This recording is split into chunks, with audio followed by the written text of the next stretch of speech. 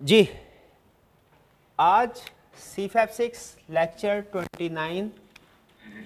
आज के लेक्चर में हम जो स्टैंडर्ड कवर करने जा रहे हैं वो बेसिकली दो स्टैंडर्ड्स हैं, लेकिन ये दोनों कंसेप्चुअल स्टैंडर्ड है, लेंथी स्टैंडर्ड नहीं है। इजीली आज के लेक्चर में दोनों कवर हो जाएंगे और दोनों इंटर रिलेटेड है।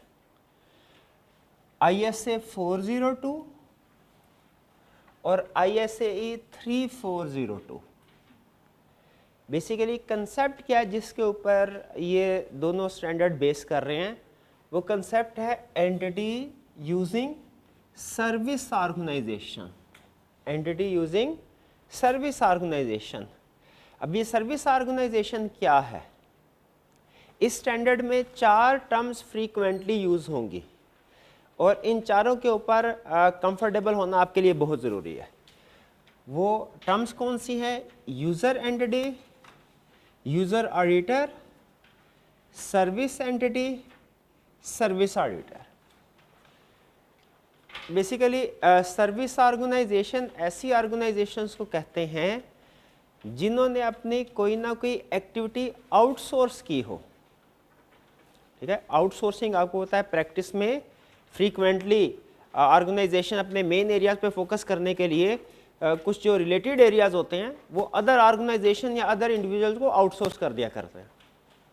जैसे हो सकता है कि हम जिस कंपनी का ऑडिट करने के लिए जाएं उन्होंने अपना बुक कीपिंग या अकाउंटिंग का फंक्शन आउटसोर्स किया हो, may be complete book keeping outsource का फंक्शन आउटसोर्स किया हो, may be part of the system outsource किया हो। जैसे सिर्फ पेरोल रिलेटेड सर्विसेज कि किसी दूसरी ऑर्गेनाइजेशन से कहा हो कि आप हमारी हर मंथ एंड पे पेरोल प्रिपेयर कर दिया कीजिए, या डेटर मैनेजमेंट सर्विसेज को आउटसोर्स किया हो कि हमारे जितने भी डेटर्स हैं आप उनकी एजिंग वगैरह किया कीजिए, जो डेटर्स ओवर ड्यू हों उनको परसू किया कीजिए, फॉलोअप किया कीजिए और उनसे कलेक्शन की कोशिश करें।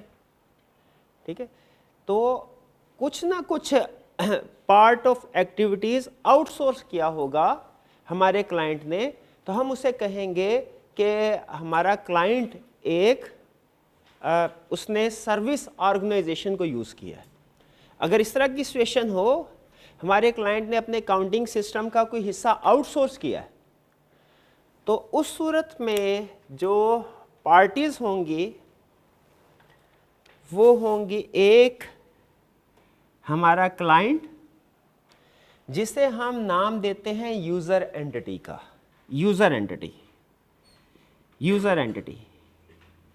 और दूसरी एक और एंटिटी होगी, वो कौन सी एंटिटी होगी?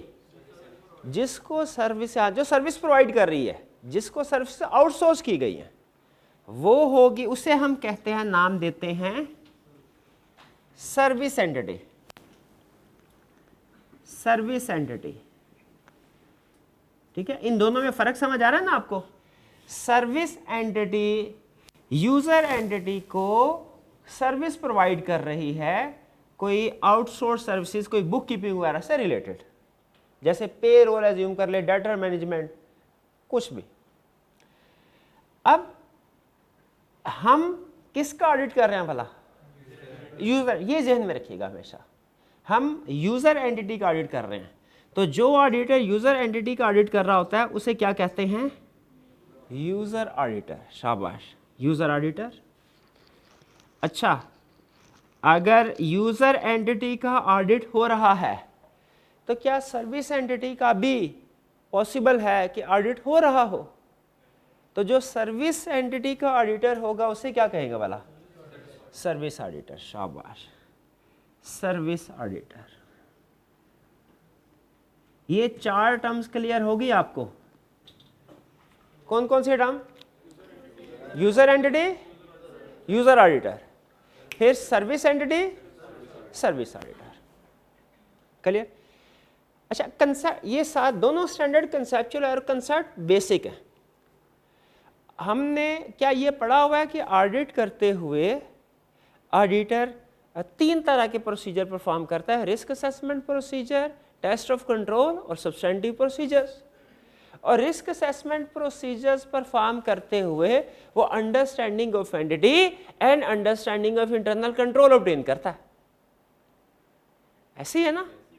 और अगर इंटरनल कंट्रोल स्ट्रांग हो, अगर ऑडिटर की रिस्क असेसमेंट में एक्सपेक्टेशन ये हो ऑडिटर की कि कंट्रोल स्ट्रांग है, तो ऑडिटर ने क्या करना होता है, टेस्ट ऑफ कंट्रोल परफॉर्म करने होते हैं। तो अंडरस्टैंडिंग ऑफ कंट्रोल एक अलग प्रोसीजर है और टेस्ट ऑफ कंट्रोल एक अलग प्रोसीजर है। इससे एग्री करते हैं? चलिए, अब मुझे ये बताइए, क्या हमने जिस भी एंटिटी का ऑडिट करने के लिए जाएंगे उसके इंटरनल कंट्रोल्स को अंडरस्टैंड करना है? और अगर इंटरनल कंट्रोल स्ट्रांग हुए, ठीक है, तो हमने क्या टेस्ट ऑफ कंट्रोल भी परफॉर्म करने हैं? बिल्कुल, नॉर्मली ये दोनों काम करते हैं, अंडरस्टैंडिंग ऑफ कंट्रोल भी, टेस्ट ऑफ कंट्रोल भी। चलिए, हम इसका ऑडिट करने के लिए गए, हमें पता चला कि इसने अपना काउंटिंग सिस्टम या उसका कुछ हिस्सा आउटसोर्स किया हुआ है। तो ज़रा सोचिए, स्टैंडर्ड की रिक्वायरमेंट क्या है कि आपने understanding of entity and internal control system obtain करने हैं। अब अगर आउटसोर्स किया हुआ है तो बताइए ये रिक्वायरमेंट कैसे पूरी होगी?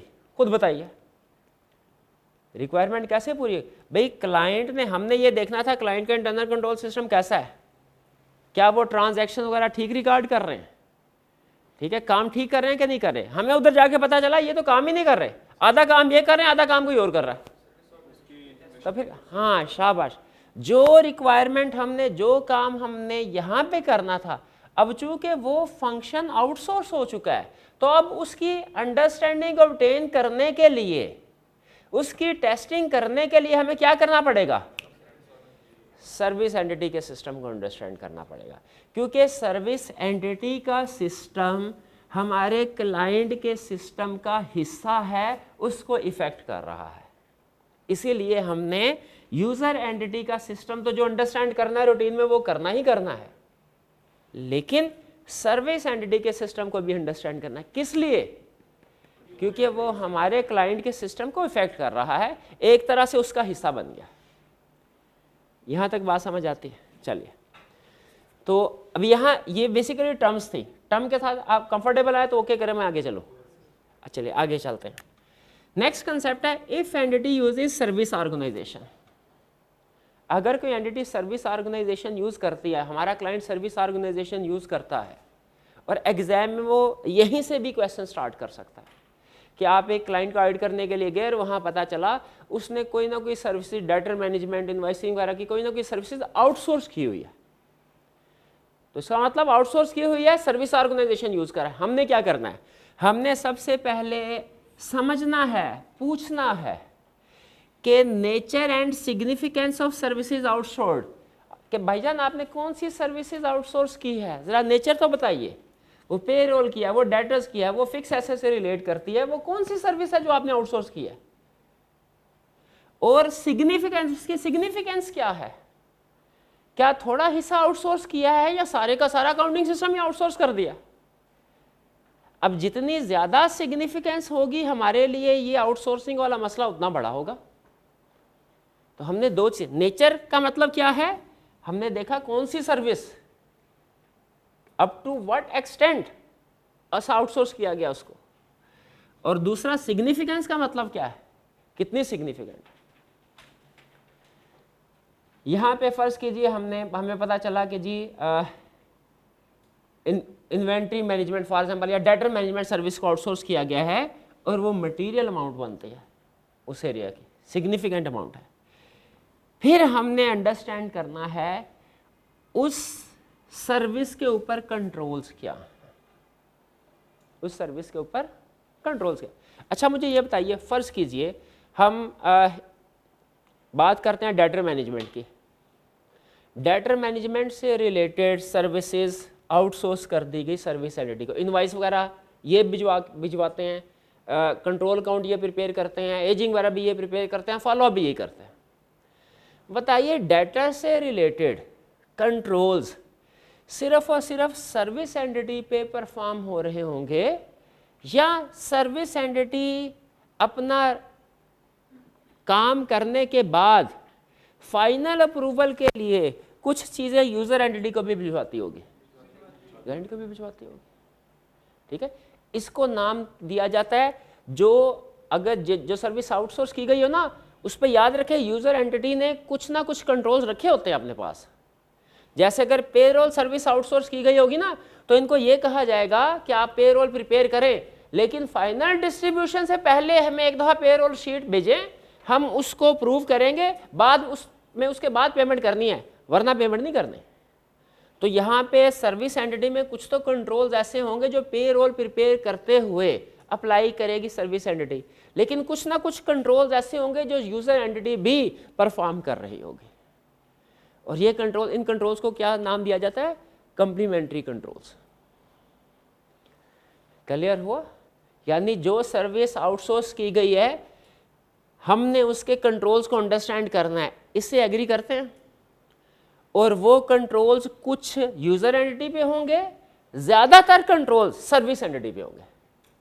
तो हमने यहाँ पे रिलेटेड कंट्रोल्स ओवर सर्विस की अंडरस्टैंडिंग ऑब्टेन कर ली कि कौन से कंट्रोल सर्विस एंटिटी पे और कौन से कंट्रोल यूज़र एंटिटी पे परफॉर्म हो रहे हैं। यहाँ तक क्लियर है? अच्छा, अब ज़रा थोड़ा सा ना बिजनेस पॉइंट ऑफ व्यू से सोचिए।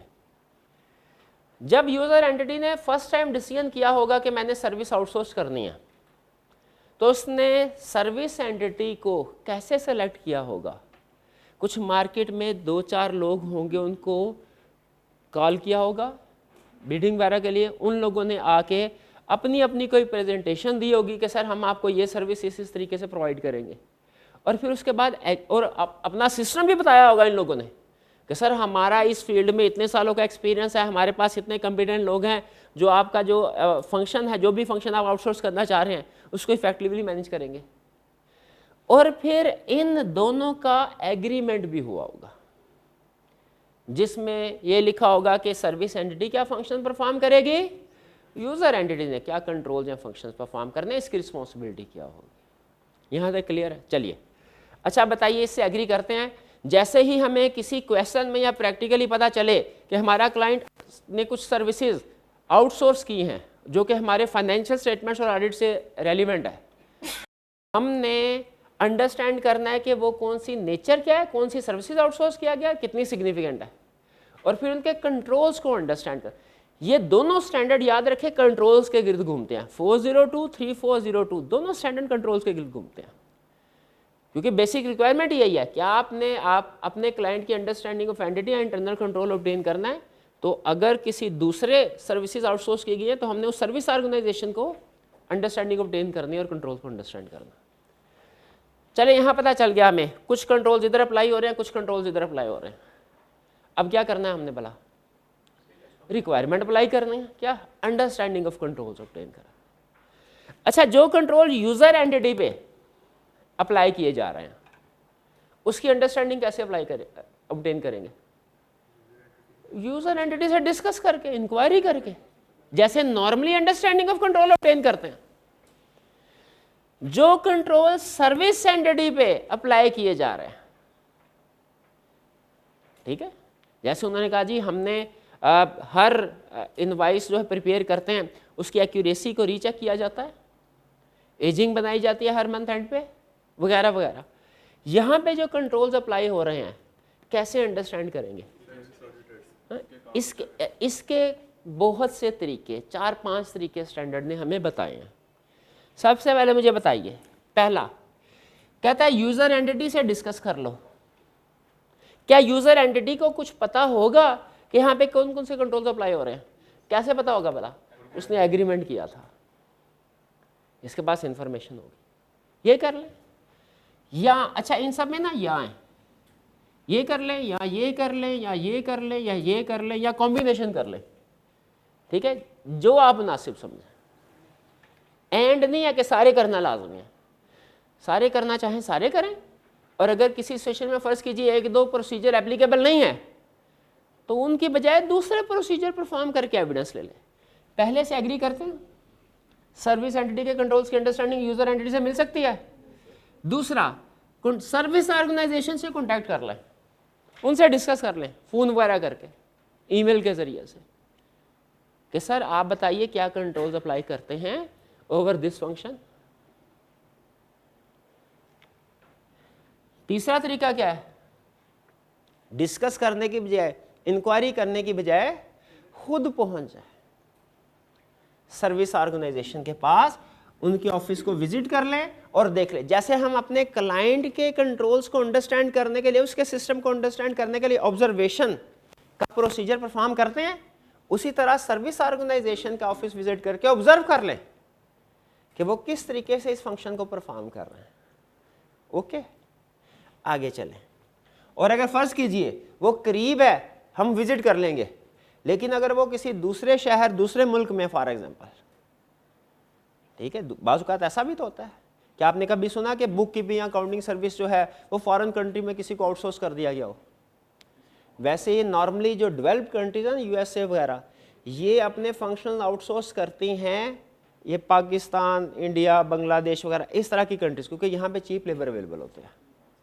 अगर किसी, अब मुझे ये बताइए, अगर वहाँ के ऑडिटर ने अंडरस्टैंडिंग ऑफ कंट्रोल ऑब्टेन करनी है, क्या वो पाकिस्तान आएगा? नहीं आएगा। फिर क्या करेगा? यूजिंग अनदर ऑडिटर, ठीक है, वो किसी लोकल ऑडिटर से कहेगा कि मेरे बिहाफ पे आप जाइए और ये प्रोसीजर परफॉर्म कीजिए। ये ऐसे हो जाएगा जैसे कंपोनेंट ऑडिटर वाला काम कर रहा है। क्लियर भाई? यहां तक क्लियर? अच्छा, कन्विंस्ड है कि नहीं? क्योंकि इसमें याद करने वाली चीजें बहुत कम है, सारे का सारा कंसेप्ट ही है, 34024 कंसेप्ट ही है। तो अगर कंसेप्ट समझ आ रहा है तो मुझे ओके कीजिए। क्लियर है ना? अच्छा, अब सुनिए, मुझे ये बताइए, ये जो सर्विस एंटिटी है, मिट गया, चलिए है पता तो चली गया आपको, ये जो सर्विस एंटिटी है, ये क्या सिर्फ इस यूजर एंटिटी को आउटसोर्सिंग कर रही होगी, सर्विसेज प्रोवाइड कर रही होगी, कि और भी बहुत सी, इसका तो रोज का काम ही यही है, और ये और भी बहुत सी एंटिटीज को सर्विस प्रोवाइड कर रही होगी, 100, 150, 200, 400, 500 और भी। सर, क्या सर्विस एंटिटी को रोजमर्रा की बेसिस पे, तकरीबन डेली बेसिस पे इस तरह के फोन आते होंगे, या उनके जिन लोगों को सर्विस प्रोवाइड कर रहे हैं उनके ऑडिटर आके विजिट करते होंगे, या उनके बिहाफ पे दूसरे लोग आके देखते होंगे, कहते होंगे कि हमें कंट्रोल्स दिखाइए अपने? तो सर्विस एंटिटी ने बैठ के एक दिन सोचा होगा, उन्होंने कहा होगा कि ये तो चले लोग आके हमें तंग करते हैं क्योंकि स्टैंडर्ड की रिक्वायरमेंट है, इन्होंने तो करना ही करना है, बास नहीं आना। लेकिन रोज रोज कोई ना कोई ऑडिटर आ जाए, किसी ना किसी क्लाइंट का ऑडिटर आ ही जाता है सिस्टम समझने के लिए। तो क्यों ना हम एक ऐसा काम करें कि सबके लिए सबकी ज़रूरत पूरी हो जाए। वो क्या? हम ऐसा करते हैं कि किसी एक ऑडिटर को इंगेज करते हैं और उसे कहते हैं आप हमारे सिस्टम को अंडरस्टैंड करें, एक सफ़े के ऊपर लिख दें कि हमारा इंटरनल कंट्रोल सिस्टम ये है, डिज़ाइन क्या किया है हमने, उसमें कंट्रोल्स क्या हैं, ठीक है, और वो कंट्रोल सही काम कर रहे हैं क्या नहीं कर रहे, design, implementation and operating effectiveness of control, इन सब को लिख के एक रिपोर्ट हमें दे दें। जो भी हमसे हमारे पास आए हमारे सिस्टम को समझने के लिए, हम उसे वही रिपोर्ट जो कि सर्विस एंटिटी के ऑडिटर ने प्रिपेयर की होगी उनके हवाले कर देंगे, ताकि वो उस रिपोर्ट को देख ले और उनकी तसल्ली हो जाए। उस रिपोर्ट में बेसिकली ओपिनियन होगा, सिस्टम लिखा होगा, कौन सा सिस्टम, इंटरनल कंट्रोल का, और ओपिनियन होगा। ओपिनियन किस चीज के ऊपर होगा भला?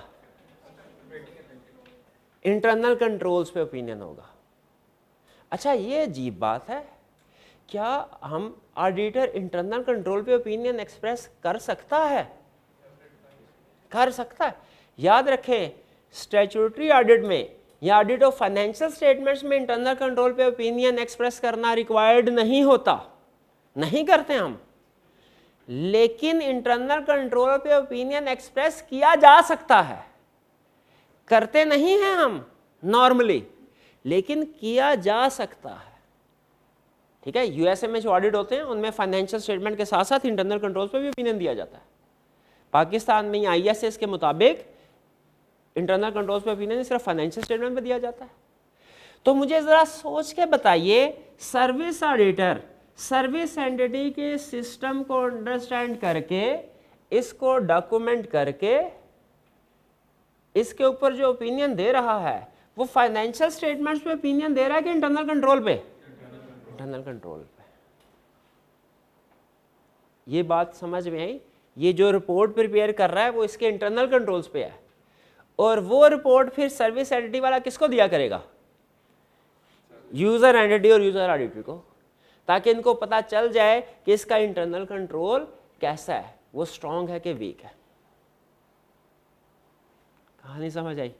तो यहाँ पे जो पांचवा उसने बताया है मेथड सर्विस एंटिटी पे के कंट्रोल्स की अंडरस्टैंडिंग ऑब्टेन करने के लिए, वो क्या है कि सर्विस ऑडिटर की रिपोर्ट हासिल कर लें।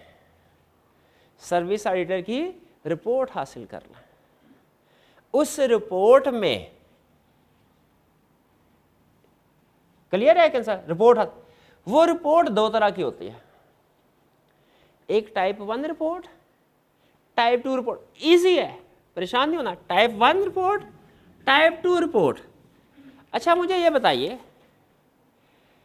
हमारा स्टैंडर्ड क्या कहता है जिस क्लाइंट का ऑडिट करने के लिए जाएं, अंडरस्टैंडिंग ऑफ इंटरनल कंट्रोल लाजमी ऑब्टेन करने हैं, और अगर आप समझते हैं कि कंट्रोल स्ट्रांग है और आप उन पे रिलाई करना चाहते हैं तो फिर टेस्ट ऑफ कंट्रोल भी परफॉर्म करना। अंडरस्टैंडिंग ऑफ कंट्रोल से क्या मुराद है कि कंट्रोल्स सही डिजाइन हुए हैं कि नहीं। ठीक है, कंट्रोल सही डिजाइन हुए हैं कि नहीं। एक होता है अंडरस्टैंडिंग ऑफ कंट्रोल, एक होता है टेस्ट ऑफ कंट्रोल। दोनों में फर्क है। जैसे अंडरस्टैंडिंग ऑफ कंट्रोल का मतलब यह है, हम जाके क्लाइंट से पूछे सर आप अपनी इन्वेंट्री को प्रोटेक्ट कैसे करते हैं, वो कहे सर ये गार्ड वगैरह, सीसीटीवी कैमरा और मंथली बेसिस के ऊपर स्टॉक काउंट वगैरह होता है, और फिजिकल एक्सेस कंट्रोल्स हमने अप्लाई किए हुए हैं वगैरह वगैरह। ये है अंडरस्टैंडिंग ऑफ कंट्रोल। और जब हम इन कंट्रोल्स को चेक भी करें कि ये सही काम कर रहे हैं कि नहीं, तो ये क्या होता है? Test of control. तो अगर हम सिर्फ इंटरनल कंट्रोल सिस्टम को डिस्क्राइब करें और लिस्ट बनाएं कि इस सिस्टम में कौन कौन से कंट्रोल को डिजाइन किया गया है, ये अंडरस्टैंडिंग ऑफ कंट्रोल है। और अगर हम सिस्टम को डिस्क्राइब करें, जो कंट्रोल डिजाइन किए गए उनको भी लिस्ट करें, और फिर साथ में ये भी देखें कि जो कंट्रोल डिजाइन किए गए हैं ये सही ऑपरेट भी हो रहे हैं कि नहीं, ऑपरेटिंग इफेक्टिवनेस ऑफ कंट्रोल भी देखें, तो इसमें सिर्फ अंडरस्टैंडिंग ऑफ कंट्रोल कवर हो रही है, और इस रिपोर्ट में understanding of control plus test of control दोनों कवर हो रहे हैं। तो जो सर्विस ऑडिटर है ये दो तरह की रिपोर्ट देता है, एक टाइप 1 रिपोर्ट और दूसरा टाइप 2 रिपोर्ट। टाइप 1 रिपोर्ट किस पर्पस के लिए होती है? अंडरस्टैंडिंग ऑफ कंट्रोल के लिए।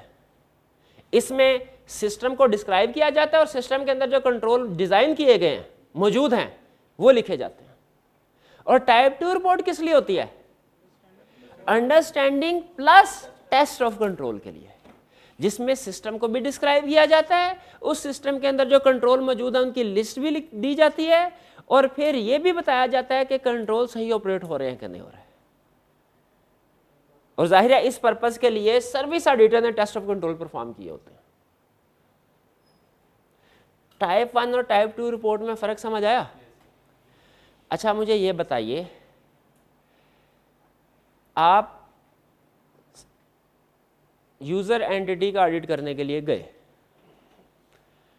आपकी रिस्क असेसमेंट में यह शामिल है एक्सपेक्टेशन के क्लाइंट के कंट्रोल स्ट्रांग है। टाइप 1 की रिपोर्ट चलेगी कि टाइप 2 की? कौन सी रिपोर्ट आपके काम? टाइप 1 की आपके लिए तो इस सिचुएशन में एक्सेप्टेबल नहीं है। क्यों?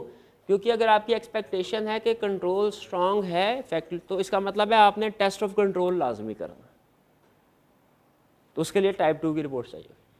लेकिन फर्ज कीजिए अगर, क्योंकि टेस्ट ऑफ कंट्रोल लाजमी तो नहीं है, ठीक है, बेहतर यह है कि परफॉर्म करने चाहिए, लाजमी तो नहीं है। अगर हम ऑडिटर ये डिसाइड करते हैं कि हमने सिर्फ अंडरस्टैंडिंग ऑफ कंट्रोल ऑब्टेन करनी है, टेस्ट ऑफ कंट्रोल की ज़रूरत नहीं है, कंट्रोल टेस्टिंग नहीं करनी, तो बताइए फिर हमारे लिए कौन सी टाइप ऑफ रिपोर्ट सूटेबल है? हाँ, कर गए ना दोनों। अंडरस्टैंडिंग ऑफ कंट्रोल तो दोनों रिपोर्ट्स में मौजूद है, टेस्ट ऑफ कंट्रोल सिर्फ इस केस में मौजूद है। तो अगर आपने अंडरस्टैंडिंग ऑफ कंट्रोल ऑब्टेन करनी है फिर टाइप 1 भी चलेगी, टाइप 2 भी चलेगी। लेकिन अगर टेस्ट ऑफ कंट्रोल पे भी एविडेंस ऑब्टेन करना है तो फिर कौन सी रिपोर्ट चाहिए आपको सर्विस ऑडिटर से? टाइप 2 की रिपोर्ट। यहां तक बात समझ आई? अच्छा, अब सुनिए एग्जाम में क्वेश्चन क्या पूछा उसने। उसने कहा कि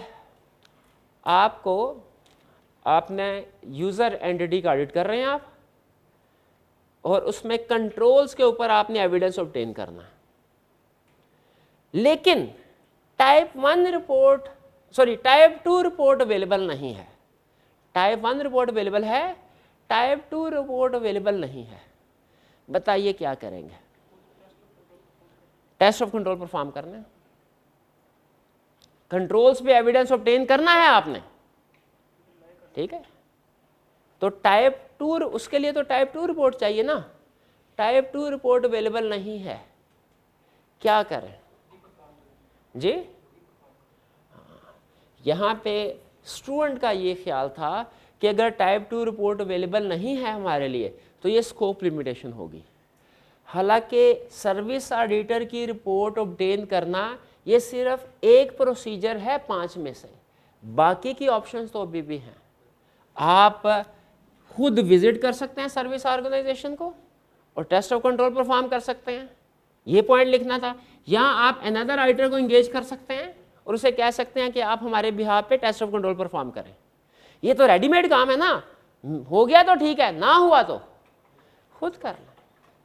तो ये 5 प्रोसीजर्स आपके पास हैं, इन 5 या इनमें से कोई सा 1, 2, 3 या 4 प्रोसीजर परफॉर्म करके आप कंट्रोल्स पे एविडेंस ऑब्टेन कर सकते हैं जी।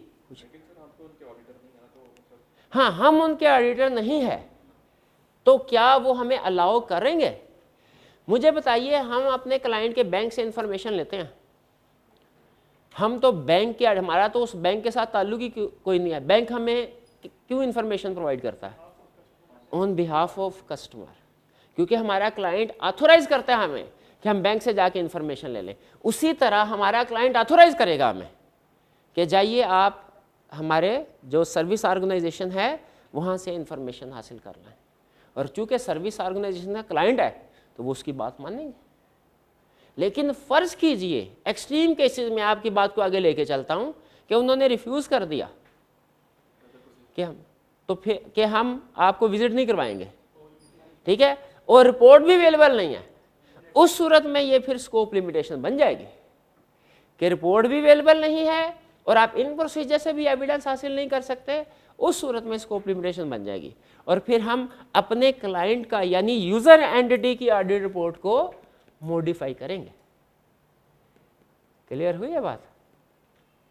ठीक है, तो बेसिकली कंसेप्ट क्या है? अगर हमारा क्लाइंट सर्विस ऑर्गेनाइजेशन यूज कर रहा है, हमने अपने क्लाइंट के साथ साथ उस सर्विस ऑर्गेनाइजेशन के सिस्टम को भी, उसके कंट्रोल्स को भी अंडरस्टैंड करना है। उस सर्विस ऑर्गेनाइजेशन के सिस्टम को, उसके कंट्रोल्स को अंडरस्टैंड करने के लिए क्या क्या प्रोसीजर परफॉर्म किए जा सकते हैं, ये प्रोसीजर आपके सामने। एग्जाम में अगर आपसे कह दे कि इनमें से कोई 1 या 2 प्रोसीजर परफॉर्म नहीं हो सकते तो आपने फौरन स्कोप लिमिटेशन की तरफ नहीं जाना, बल्कि आपने अदर प्रोसीजर्स को रिकमेंड करना है। और रिपोर्ट में ज़हन में रखिएगा, जो सर्विस ऑडिटर की रिपोर्ट होती है वो 2 तरह की, टाइप 1 और टाइप 2। दोनों में फ़र्क क्या है? टाइप 1 में सिर्फ और सिर्फ अंडरस्टैंडिंग के लिए और टाइप 2 की understanding plus test of control दोनों के लिए। वो डिपेंड करता है कि हमारी अप्रोच क्या है। और नॉर्मली हमारी अप्रोच ये होती है कि अगर कंट्रोल स्ट्रांग है तो उनको टेस्ट करना चाहिए, उनको टेस्ट करना चाहिए। तो मोस्ट प्रोबेबली एग्जाम क्वेश्चन में आपको टाइप 2 रिपोर्ट की तरफ लेके जाएगा। आगे चलते हैं जी। जी पूछिए। अगर सर्विस ऑडिटर की रिपोर्ट मॉडिफाइड हो तो फिर इसका मतलब ये होगा कि कंट्रोल स्ट्रांग नहीं है, हम उनके कंट्रोल्स पे रिलाई नहीं कर सकते, ठीक है। नहीं, ये बाकी परफॉर्म करने की जरूरत नहीं है क्योंकि एविडेंस मिल चुका है, ठीक है। वो तो हम उस सूरत में परफॉर्म करते हैं जब एविडेंस अवेलेबल ना हो, जब ऑडिट रिपोर्ट अवेलेबल नहीं है। अगर ये पॉसिबल तो फिर आप बाकी के ऑप्शंस की तरफ जाएंगे। अगर ऑडिट रिपोर्ट है और राइटर ने कह दिया कि कंट्रोल्स वीक है, मॉडिफाइड रिपोर्ट का मतलब यही है ना कि कंट्रोल्स वीक है, तो फिर इसका मतलब है हम उन पर रिलाय नहीं करेंगे। ठीक है, फिर उस पर अगर हमें एविडेंस नहीं मिलता तो ये भी हम इसको, अगर एविडेंस हमें नहीं मिलता सफिशिएंट एप्रोप्रिएट, तो इसको भी हम स्कोप लिमिटेशन की तरफ लेके जा सकते हैं। ठीक है, आगे चल जी जी।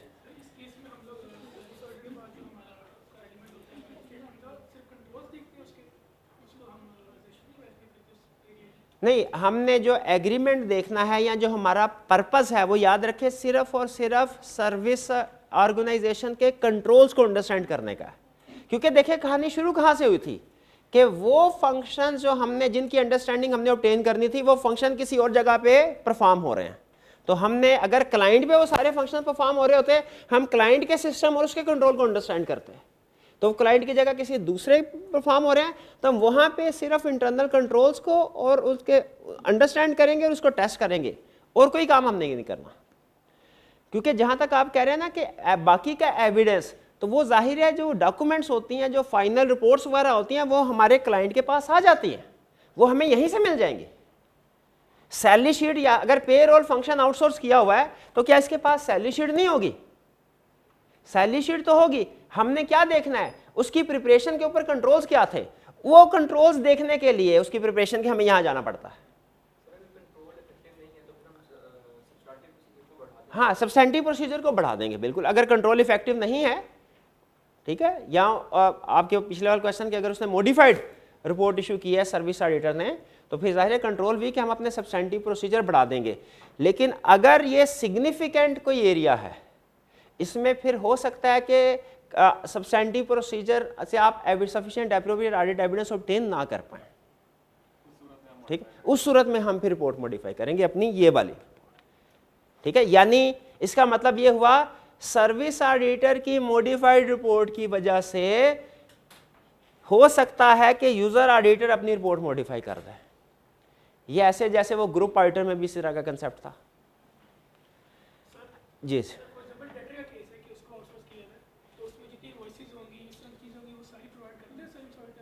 हाँ जी, बिल्कुल करेगा। जब हम चेकिंग करने के लिए जाएंगे तो सर्विस जो ऑडिटर सर्विस एंटिटी है वो पूरा हमें अकोमोडेट करते हैं। लेकिन सर्विस, याद रखें, सर्विस ऑडिटर है वो बेसिकली रिपोर्ट अपनी सर्विस एंटिटी को देता है, और सर्विस एंटिटी फिर आगे हमें प्रोवाइड करती है रिपोर्ट। जी देखें, हम यहाँ पे सब्सटेंटिव पर एक चीज़ क्लियर कर लें भाई, हम सर्विस एंटिटी में सब्सटेंटिव प्रोसीजर परफॉर्म करने के लिए नहीं आए, हम सिर्फ उनका सिस्टम और उनके कंट्रोल्स को चेक करने के लिए आए हैं बस। जो सब्सटेंटिव प्रोसीजर परफॉर्म होने हैं वो यूजर एंटिटी पे परफॉर्म होने हैं। ठीक है जी। सर, हम नॉर्मल सिनेरियोज में हम कंट्रोल्स पर स्कोप लिमिटेशन हो तो भी हम ओपिनियन मॉडिफाई करते हैं? हाँ जी, बिल्कुल ओपिनियन मॉडिफाई हो सकता है, कंट्रोल्स का ओपिनियन भी मॉडिफाई हो सकता है, बिल्कुल हो सकता है, लेकिन वो हमारे स्कोप से बाहर है। आज तक ICAP ने कभी ऐसा क्वेश्चन नहीं पूछा जिसमें उसने ये कहा हो कि सर्विस ऑडिटर ने जो रिपोर्ट दी है उसमें मॉडिफाइड ओपिनियन दिया। लेकिन अगर कभी ऐसा पूछ ले तो मैंने आपको बताया कि कंट्रोल्स पे रिलाय नहीं करेंगे, हमारा रिस्क बढ़ जाएगा, हमने फिर सब्सटेंटिव प्रोसीजर की एक्सटेंट यहाँ पे ज़्यादा कर देनी है, जो हमारा सिंपल रूल होता है। अब अगर रिपोर्ट आप यूज़ कर रहे हैं, तो क्या हमें सर्विस ऑडिटर की रिपोर्ट आंखें बंद करके इस्तेमाल कर लेनी चाहिए, या जिस तरह ISA 620 कहता है कि एक्सपर्ट की वैल्यूएशन रिपोर्ट यूज़ की है ना, तो आपको कुछ उस एक्सपर्ट के बारे में, उसकी कॉम्पिटेंस, उसकी ऑब्जेक्टिविटी के बारे में वैल्यूएशन करनी चाहिए। उसी तरह कहता है कि अगर आपने सर्विस ऑडिटर की रिपोर्ट यूज़ करते हैं तो इवैल्यूएट कीजिए कॉम्पिटेंस सर्विस ऑडिटर की, उसकी इंडिपेंडेंस, रेगुलेटरी इन्वायरमेंट जिसमें वो ऑपरेट करता है, और एडिक्वेसी ऑफ स्टैंडर्ड्स, कि किन स्टैंडर्ड्स को फॉलो करते हुए वो अपना काम प्रोफेशनल वर्क कर रहा है। क्योंकि ये चीज़ें जितनी ज़्यादा पॉजिटिव होंगी हमारे लिए उसकी रिपोर्ट पे रिलाई करना उतना ही आसान हो जाएगा, और हम ज़्यादा रिलाई करेंगे, बेहतर होगा। ठीक।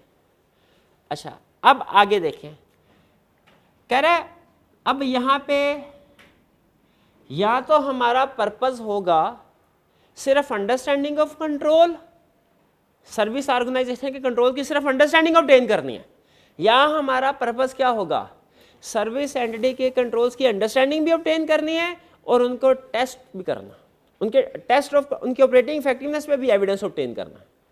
टेस्ट तो वो सर्विस ऑडिटर करेगा ना। हमारा मकसद क्या होगा यहाँ पे, अब अगर हम रिपोर्ट यूज़ करते हैं कि यहाँ तो हमारा मकसद है कंट्रोल्स की अंडरस्टैंडिंग पे एविडेंस ऑब्टेन करना है या अंडरस्टैंडिंग प्लस ऑपरेटिंग इफेक्टिवनेस पे एविडेंस ऑब्टेन करना है। अगर पहला मकसद है सिर्फ हमने अंडरस्टैंडिंग ऑफ कंट्रोल पे एविडेंस ऑब्टेन करना है, फिर कौन सी टाइप ऑफ रिपोर्ट चलेगी, टाइप 1 और 2 दोनों में से कोई भी। और अगर ऑपरेटिंग इफेक्टिवनेस ऑफ कंट्रोल पे भी एविडेंस ऑब्टेन करना है फिर टाइप 2। तो दोनों सूरतों में उसने हमें प्रोसीजर बताए कि आप इवैल्यूएट कीजिए। अब आपके पास रिपोर्ट आ गई, अब प्रोसीजर जो है ना ये मिलते जुलते हैं, प्रोसीजर मिलते जुलते हैं। इवैल्यूएट कीजिए डेट एंड पीरियड एप्रोप्रिएट है कि नहीं, क्या कहना चाह रहा है। अब देखिए, फर्ज कीजिए जो सर्विस ऑर्गेनाइजेशन है उसने 1 जनवरी से लेके 31 दिसंबर तक पूरे साल के कंट्रोल्स के ऊपर रिपोर्ट ले ली, 1 साल के। क्या जितने भी क्लाइंट्स हैं उस सर्विस ऑर्गेनाइजेशन के, उन सब का ईयर एंड 1 जनवरी से 31 दिसंबर पे होगा कि ईयर एंड डिफरेंट होंगे? तो क्या ऐसा पॉसिबल है कि हमारा ईयर एंड हो, जरा सोचिए, 30 जून तक का हो, जबकि जो सर्विस ऑडिटर की रिपोर्ट है वो पिछले 31 दिसंबर तक की हो? पॉसिबल है कि नहीं? इस सिचुएशन में क्या करें? स्टैंडर्ड ये कहता है कि क्या, पहला क्वेश्चन, क्या इस सिचुएशन में अगर पीरियड डिफरेंट है, अगर आप जिस पीरियड का ऑडिट कर रहे हैं सर्विस ऑडिटर की रिपोर्ट उस पीरियड से पहले पीरियड की है, तो क्या वो आपके लिए रेलिवेंट है? वो कहता है बिल्कुल रेलिवेंट हो सकती है, प्रोवाइडेड आपने चेक करना है कि बाद में सब्सिक्वेंटली कोई चेंजेस हुई है कि नहीं, सब्सिक्वेंटली, हाँ, एडिशनल प्रोसीजर परफॉर्म करके। तो हमने पहले देखना है डेट ऑफ रिपोर्ट क्या है और उसमें पीरियड क्या कवर किया गया है। फिर हमने इवैल्यूएट करना है कंप्लीमेंट्री कंट्रोल्स यूजर एंटिटी, ठीक है। कंप्लीमेंट्री कंट्रोल्स की बात मैंने आपको बता दी ना। कंप्लीमेंट्री कंट्रोल्स कौन से कंट्रोल्स होते हैं? जो यूजर एंटिटी ने उस फंक्शन के ऊपर अप्लाई किए होते हैं, जैसे फाइनल अप्रूवल या फाइनल ऑथराइजेशन, उन कंट्रोल्स को भी। अच्छा, ये स्टेप है उन कंट्रोल्स के लिए जो कि सर्विस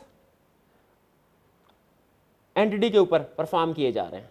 कि हमने रिपोर्ट ले ली, अगर तो रिपोर्ट का पीरियड और हमारे ऑडिट का पीरियड सेम है तो उस रिपोर्ट को एज इट इज यूज कर लेंगे।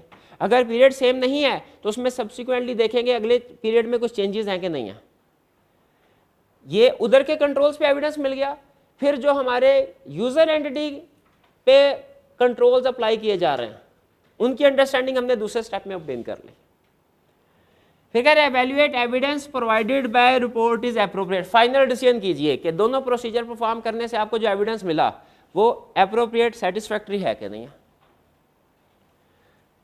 और अगर आप का पर्पस है ऑपरेटिंग इफेक्टिवनेस ऑफ कंट्रोल्स पे एविडेंस ऑब्टेन करना, फिर अगेन वही, अब एग्जाम में आपको कोई भी क्वेश्चन दे सकता है रिपोर्ट 1 का या रिपोर्ट 2 का, तो इसीलिए प्रोसीजर जो हैं वो मैंने दोनों जगह पे लिख दिए। डेट देखिए, डेट की रिपोर्ट की डेट क्या है, पीरियड उसमें क्या कवर हुआ है, इवैल्यूएट कर रहे complementary controls.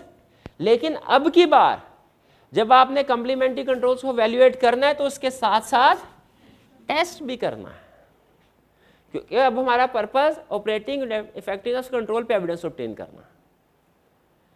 Next, evaluate whether test of controls performed by service auditor provide sufficient evidence and cover adequate period. Period तो चले ऊपर हो गया, सफिशिएंट एविडेंस प्रोवाइड करते हैं कि नहीं। अच्छा, ये कैसे पता चलेगा कि सर्विस ऑडिटर ने जो टेस्ट ऑफ कंट्रोल परफॉर्म किए हैं वो रीजनेबल हैं, वही टेस्ट ऑफ कंट्रोल परफॉर्म होने चाहिए थे और वो सफिशिएंट एप्रोप्रिएट एविडेंस मिल गया है। कॉम्पिटेंस वगैरह तो देख ली, वर्किंग पेपर्स नहीं। जब आप ये टाइप 2 की रिपोर्ट पढ़ेंगे ना, इसका फॉर्मेट दिया हुआ स्टैंडर्ड में, तो इसके अंदर वो डिस्कस करता है कि उसने क्या टेस्ट ऑफ कंट्रोल्स परफॉर्म किया है।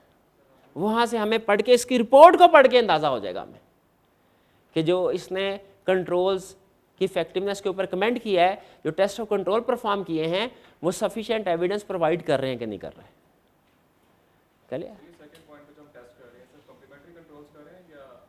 इसमें सिर्फ कम्प्लीमेंट्री कंट्रोल्स कर रहे हैं। देखिए, कंट्रोल्स दो जगह पे अप्लाई हो रहे हैं, मैंने पहले बताया, एक यूजर ऑर्गेनाइजेशन लेवल पे और दूसरा सर्विस ऑर्गेनाइजेशन लेवल पे। जो यूजर ऑर्गेनाइजेशन लेवल पे कंट्रोल्स होते हैं उन्हें हम कहते हैं कम्प्लीमेंट्री कंट्रोल्स। तो यहाँ पे सिर्फ यूजर ऑर्गेनाइजेशन जो है उसके कंट्रोल्स को टेस्ट किया जा रहा है, और सर्विस ऑर्गेनाइजेशन के कंट्रोल्स को हम टेस्ट कर ही नहीं सकते। क्यों नहीं कर सकते? वो तो सर्विस ऑडिटर ने करना। हम चेक करेंगे, हम उसकी रिपोर्ट पढ़ के देख लेंगे कि वो सब रीजनेबल है कि नहीं कंट्रोल्स। अगर टाइप 2 रिपोर्ट अवेलेबल नहीं है, फिर क्या करें? हम कंट्रोल्स की ऑपरेटिंग इफेक्टिवनेस को इंश्योर करना चाहते हैं, लेकिन टाइप 2 रिपोर्ट अवेलेबल नहीं है, क्या कर? अदर प्रोसीजर्स क्या होंगे? अच्छा, ये मुझे बताइए, अदर प्रोसीजर्स में क्या ये बाकी के चारों आ जाएंगे? ये तो उसने कहा ना रिपोर्ट अवेलेबल नहीं है।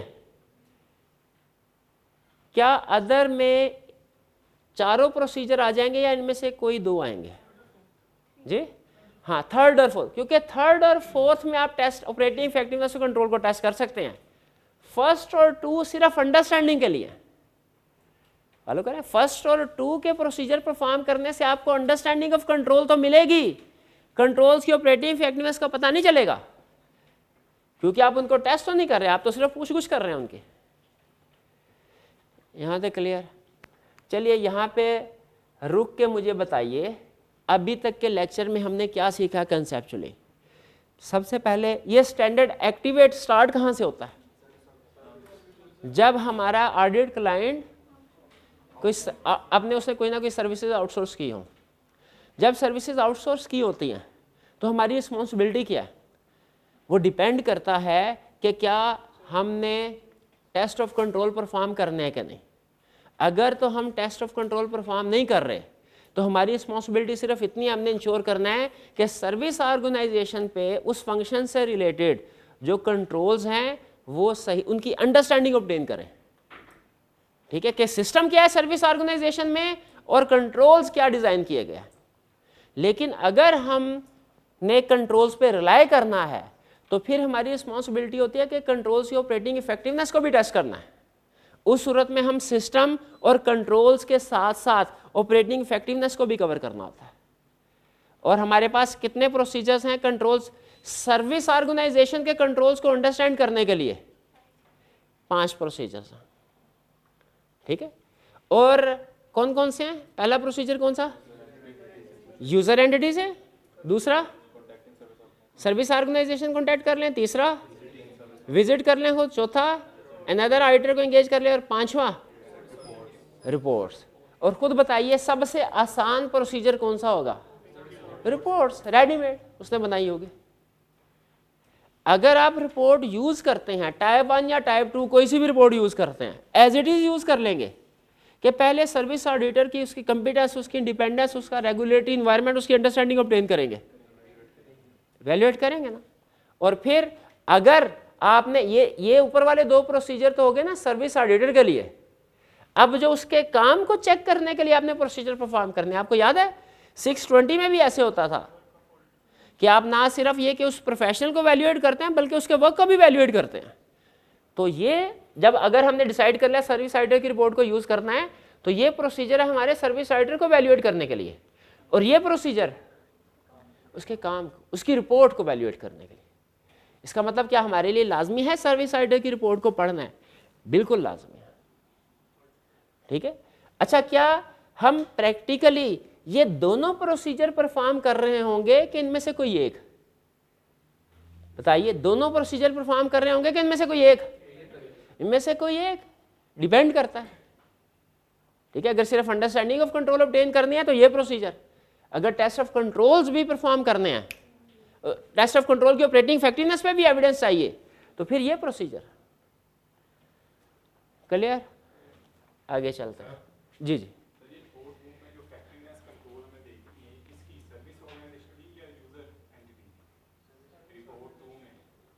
रिपोर्ट 2 में, टाइप 2 रिपोर्ट में इफेक्टिवनेस ऑफ कंट्रोल देखनी है, वो सर्विस ऑर्गेनाइजेशन की देखनी है कि यूजर ऑर्गेनाइजेशन की?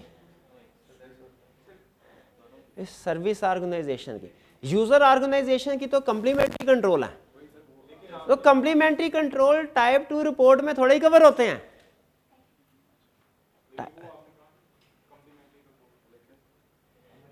नहीं, वो मैं कह रहा हूं कि दोनों हमने जब कंट्रोल्स को चेक करना है तो उस फंक्शन से रिलेटेड कंट्रोल जहां जहां परफॉर्म हो रहे होंगे वहां वहां चेक करना है। मैंने ये समझाया, अगर पेरोल फंक्शन आउटसोर्स किया है तो फाइनल ऑथोराइजेशन क्लाइंट ही कर रहा होगा ना, हमारा यूजर, तो इसका मतलब है ऑथोराइजेशन वाला कंट्रोल हमारा होगा यूजर एंटिटी लेवल पे, और बाकी के जो उसकी प्रोसेसिंग, एक्यूरेसी, कैलकुलेशन वगैरह से रिलेटेड कंट्रोल्स होंगे ये सर्विस ऑर्गेनाइजेशन पे होंगे। तो जो यूजर ऑर्गेनाइजेशन पे कंट्रोल्स है वो हमने चेक करना है, हम ऑडिटर ने, यूजर ऑडिटर ने। लेकिन जो सर्विस ऑर्गेनाइजेशन पे कंट्रोल्स हैं वो सर्विस ऑडिटर टेस्ट करेगा और हमें रिपोर्ट देगा। ठीक है, यहां पे हमारा बेसिक ऑब्जेक्टिव क्या है, यहां पे कि हमने एविडेंस ऑब्टेन करना है ऑपरेटिंग इफेक्टिवनेस ऑफ कंट्रोल पे।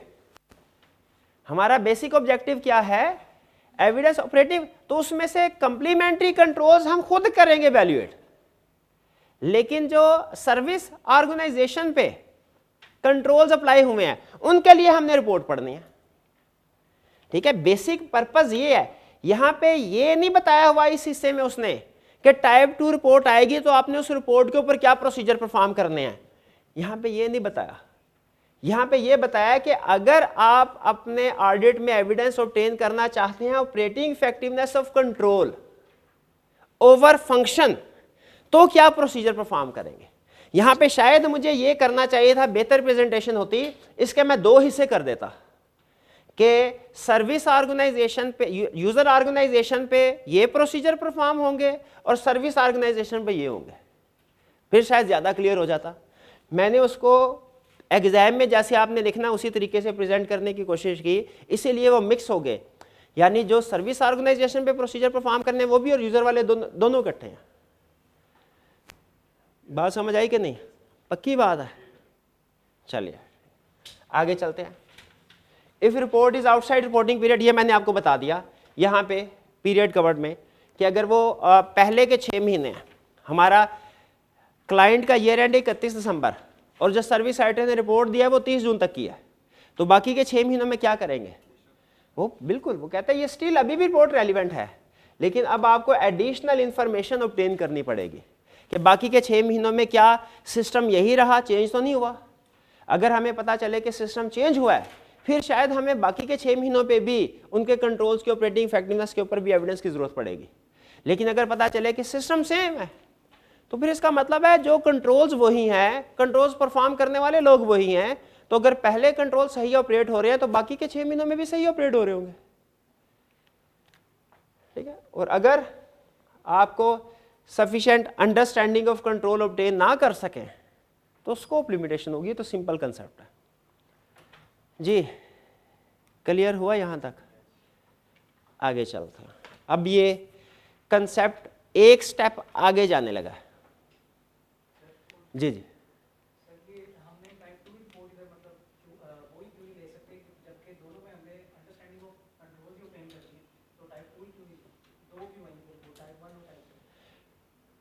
अगर अंडरस्टैंडिंग ऑफ कंट्रोल के लिए टाइप 1 की रिपोर्ट भी यूज हो सकती है, टाइप 2 की भी, एग्रीड।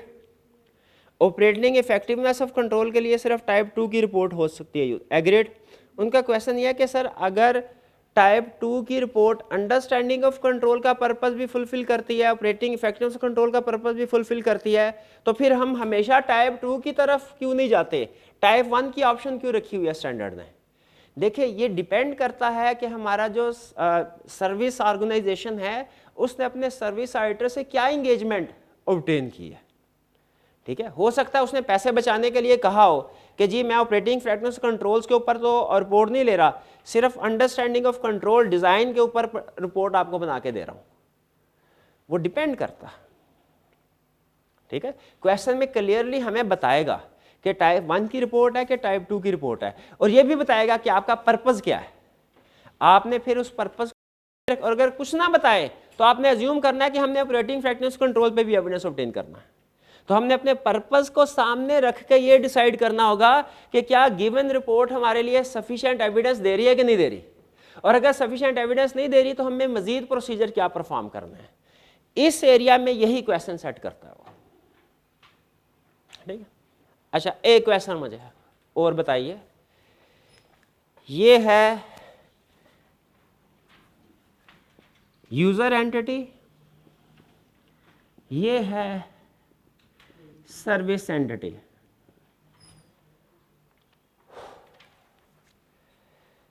क्या ऐसा पॉसिबल है कि हमारे क्लाइंट ने यानी यूजर एंटिटी ने अपने कुछ फंक्शंस को आउटसोर्स किया हो? पॉसिबल है? क्या ऐसा पॉसिबल है कि सर्विस एंटिटी ने अपने कुछ फंक्शंस को आउटसोर्स किया हो? जैसे ना सब्सिडरी की सब्सिडरी, तो क्या सर्विस एंटिटी की भी कोई सर्विस एंटिटी हो सकती है? यहां पता चला इन्होंने अपना रिसीवेबल फंक्शन जो है वो आउटसोर्स किया, इधर जाके पता चला आधा काम तो ये करते हैं, कलेक्शन से रिलेटेड उन्होंने आगे किसी और सर्विस ऑर्गेनाइजेशन के आउटसोर्सिंग की हुई है। अब कंसेप्ट अगर आपको समझ आया ना तो आप खुद बताइए, इस सिचुएशन में हमारी रिस्पॉन्सिबिलिटी क्या है एज ऑडिटर, हमारी यूजर ऑडिटर की उस सब सर्विस ऑर्गेनाइजेशन के सिस्टम को अंडरस्टैंड करना है हमने कि नहीं करना? पक्की बात है करना है। अच्छा, जितना फंक्शन है, बिल्कुल जितना फंक्शन इस्तेमाल हो रहा है जो कि हमारे रेलिवेंट है, वो तो हमने यहीं पे देख लिया था ना नेचर एंड सिग्निफिकेंस में, बिल्कुल उतना ही हम उसकी अंडरस्टैंडिंग को ऑब्टेन करेंगे, बाकी हमारे लिए रेलिवेंट है ही नहीं। अब इसमें दो ऑप्शंस हैं। पहली ऑप्शन तो ये है कि अगर सर्विस ऑडिटर अच्छा हुआ ना, अच्छा प्रोफेशनल हुआ, तो उसने जब सर्विस एंटिटी के सिस्टम को डिस्क्राइब किया होगा रिपोर्ट में, और इसके जो कंट्रोल्स डिजाइन किए गए हैं इनकी लिस्ट बनाई होगी, तो उसमें सब सर्विस ऑर्गेनाइजेशन के भी सिस्टम को और उसके कंट्रोल्स को इंक्लूड कर दिया होगा, चाहे टाइप 1 की रिपोर्ट हो चाहे टाइप 2 की रिपोर्ट हो। अगर सब सर्विस ऑर्गेनाइजेशन इन्वॉल्व हो रही है ना इसके साथ, तो इस सर्विस ऑडिट अगर ये अच्छा हुआ तो इसने क्या किया होगा, अपनी रिपोर्ट के अंदर, चाहे वो टाइप 1 की रिपोर्ट है चाहे टाइप 2 की रिपोर्ट है, अपनी रिपोर्ट के अंदर सब सर्विस ऑर्गेनाइजेशन की एक्टिविटीज को भी इंक्लूड कर दिया होगा। उस सूरत में हमने क्या करना है? हमने कुछ भी नहीं करना। क्यों कुछ भी नहीं करना? क्योंकि रिपोर्ट में हमें जो इंफॉर्मेशन चाहिए थे मिल गई। लेकिन अगर सर्विस ऑडिटर ने सिर्फ और सिर्फ सर्विस एंटिटी को ही कवर किया हुआ अपनी रिपोर्ट में और सब सर्विस को कवर ना किया हुआ, उस सूरत में फिर हमने क्या करना है? उस सूरत में वो सारी रिक्वायरमेंट्स जो सर्विस ऑर्गेनाइजेशन पे अप्लाई होती हैं, वो सारी रिक्वायरमेंट सब सर्विस ऑर्गेनाइजेशन पे अप्लाई हो जाएंगी। यानी हमें उसके सिस्टम को भी अंडरस्टैंड करना पड़ेगा, और अगर ऑपरेटिंग फैक्टर्स और कंट्रोल्स हम देखना चाह रहे हैं तो उसके कंट्रोल्स की टेस्टिंग भी करनी पड़ेगी। कुछ समझ आए बात? इसको स्टैंडर्ड बताता है कि अगर सब सर्विस ऑर्गेनाइजेशन यूज की गई है तो हमने देखना है कि क्या सर्विस ऑर्गेनाइजेशन की रिपोर्ट में सब सर्विस ऑर्गेनाइजेशन की सर्विसेज को कवर किया गया कि नहीं। इसमें दो ऑप्शंस हैं, अगर कवर किया गया, एक है इंक्लूसिव मेथड, एक है curve out method. Inclusive method of reporting कहते हैं जब सर्विस ऑडिटर अपनी रिपोर्ट में सर्विस ऑर्गेनाइजेशन के साथ साथ सब सर्विस ऑर्गेनाइजेशन को भी कवर करे, इसे कहते हैं इंक्लूसिव मेथड। इसमें तो हमारी फिर कोई मजीद काम नहीं करना हमने। लेकिन अगर सर्विस ऑडिटर ने अपनी रिपोर्ट में सब सर्विस ऑर्गेनाइजेशन की एक्टिविटीज को कवर नहीं किया, इसे क्या कहते हैं? Curve out method of reporting. यानी इसमें उसने सब सर्विस को अलग कर दिया।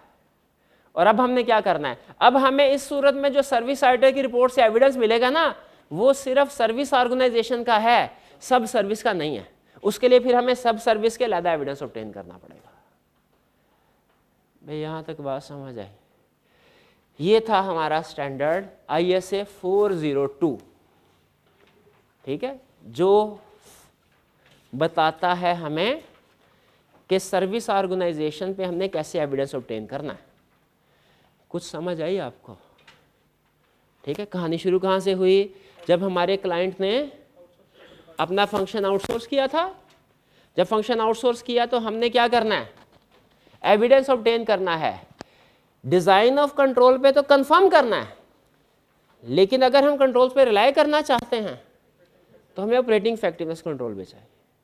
इसके लिए हम क्या क्या प्रोसीजर परफॉर्म कर सकते हैं? ये प्रोसीजर आपके सामने है। एग्जाम में वो आपसे कोई एक आधे प्रोसीजर के बारे में कहेगा ये नॉट एप्लीकेबल है, तो बताओ क्या करना है? तो आपने फौरन स्कोप लिमिटेशन पे नहीं जाना। एग्जामिनर कमेंट्स में उसने बताया कि स्टूडेंट फौरन स्कोप लिमिटेशन पे चले गए। आपने क्या करना है? दूसरे प्रोसीजर बताना है। टाइप 1 और टाइप 2 रिपोर्ट में फ़र्क क्लियर हो गया? अगर फर्स्ट कीजिए वो एग्जाम में आपसे कहता है कि आपने ऑपरेटिंग इफेक्टिवनेस ऑफ कंट्रोल्स के ऊपर एविडेंस चाहिए था, आपने अप्रोच किया सर्विस ऑर्गेनाइजेशन को, तो आपके सामने टाइप 2 सर्विस ऑडिटर की टाइप 2 रिपोर्ट रख दी गई। बताइए अब आप इस सिचुएशन में क्या करेंगे?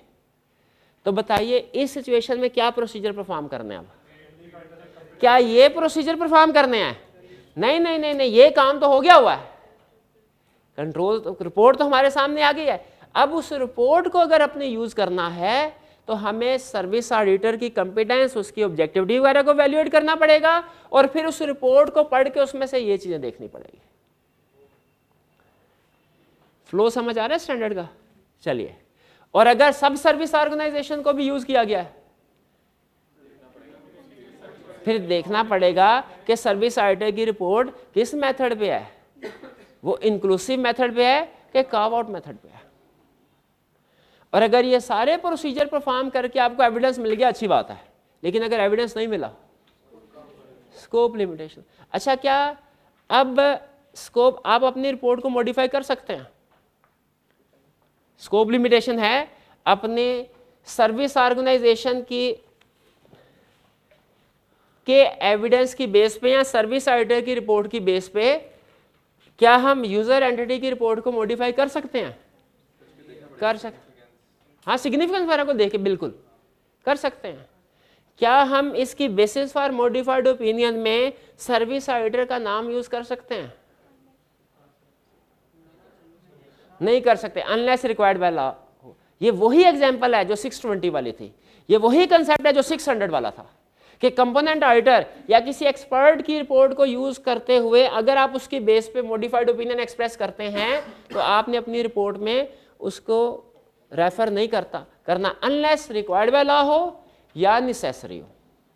वो कंसेप्ट यहाँ पे भी अप्लाई होता है जी। नहीं, अनमॉडिफाइड के केस में तो जरूरत ही नहीं है ना, अनमॉडिफाइड के केस में जरूरत ही नहीं। ये क्लियर? जी जी।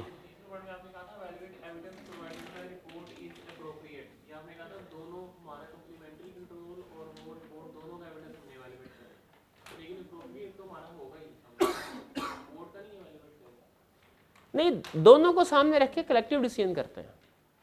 हमने ये भी तो अब देखें, अगर फर्ज कीजिए कॉन्ट्रैक्ट में ये लिखा हुआ था कि यूजर ऑर्गेनाइजेशन फाइनल ऑथराइजेशन या अप्रूवल किया करेगी, और आपको पता चला कि जी वो जो भी पेरोल शीट्स वगैरह आती है यहाँ पे कोई देखता नहीं है, ठीक है, या जिस अथॉरिटी ने अप्रूव करना था उस अथॉरिटी ने अप्रूवल नहीं की, तो मे भी हमारे जो यूजर ऑर्गेनाइजेशन के कंट्रोल्स हैं वो भी सही तरीके से अप्लाई ना हो रहे हो।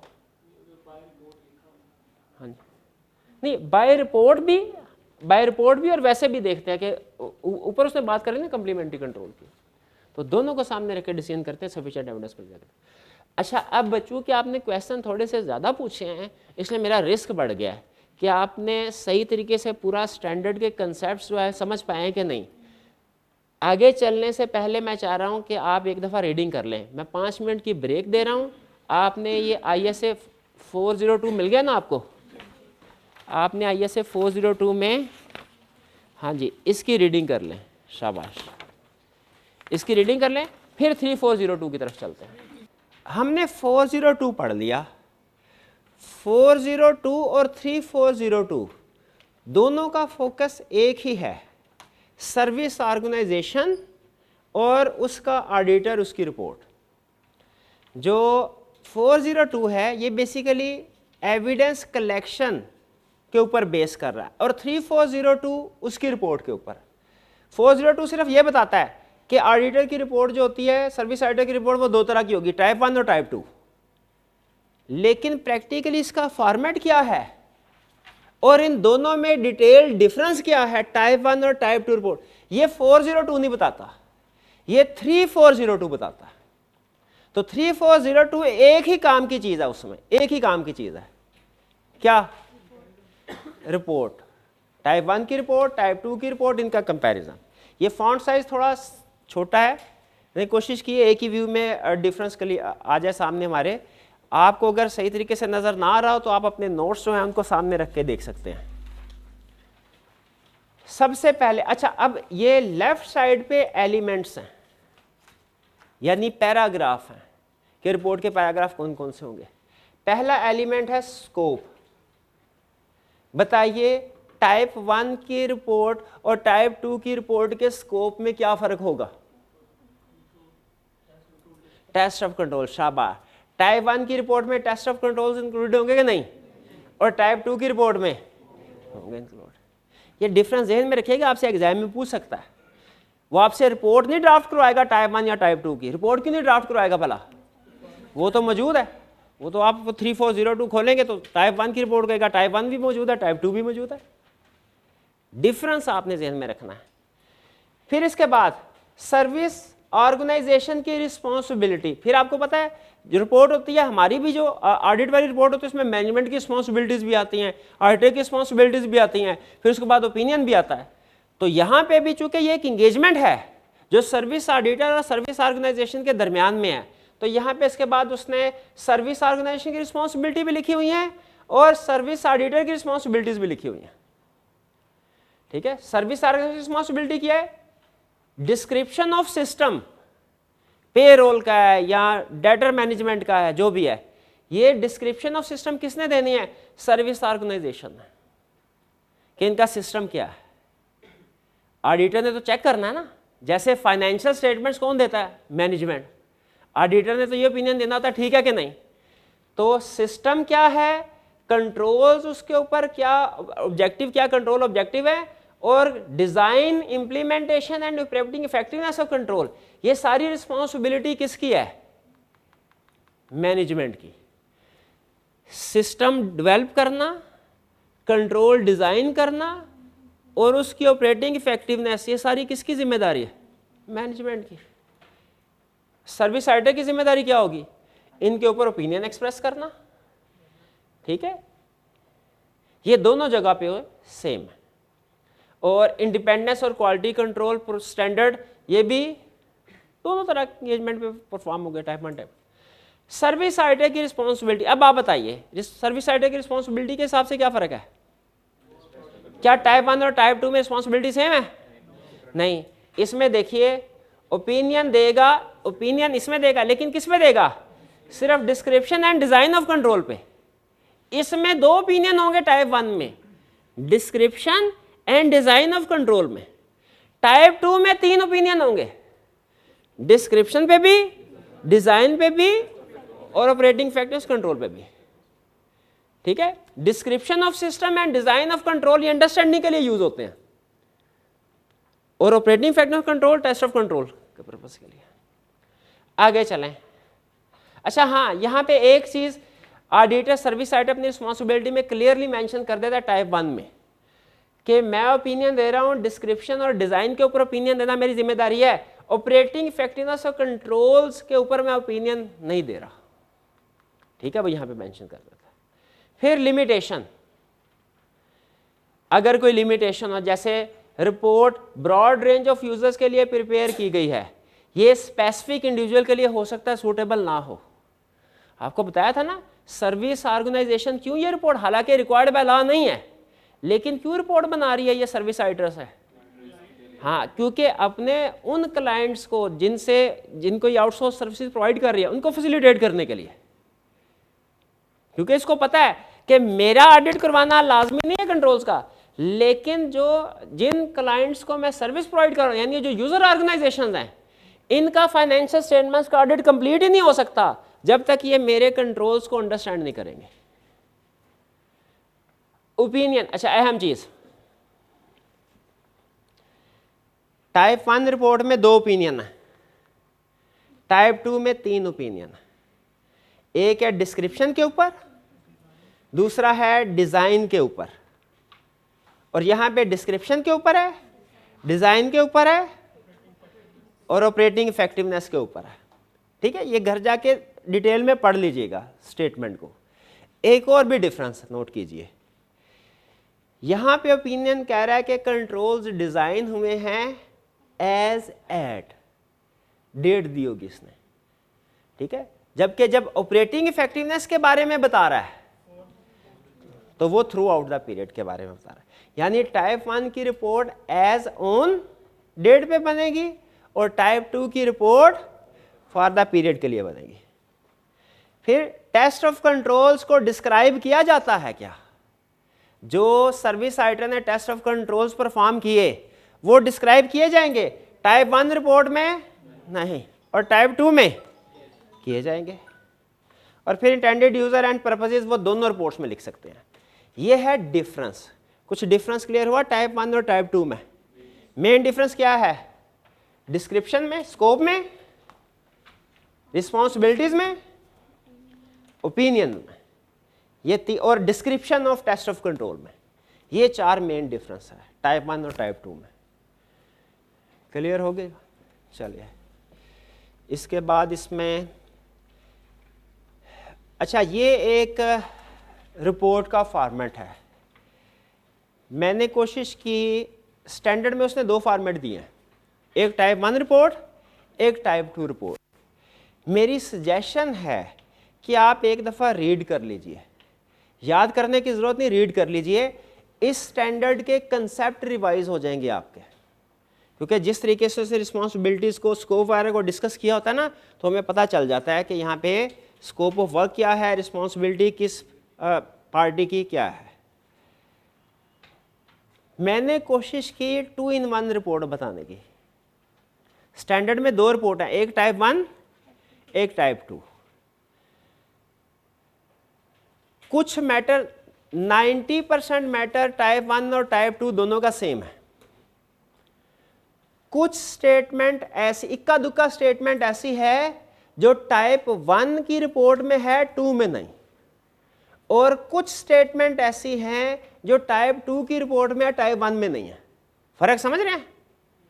स्टैंडर्ड ने 2 फॉर्मेट दिए, टाइप 1 और टाइप 2। ज्यादातर मटेरियल दोनों का सेम है। कुछ मटेरियल ऐसा है जो टाइप 1 में है, 2 में नहीं, और कुछ ऐसा है जो टाइप 2 में है, 1 में नहीं। मैंने क्या किया, दोनों को मर्ज किया, दोनों रिपोर्ट्स को।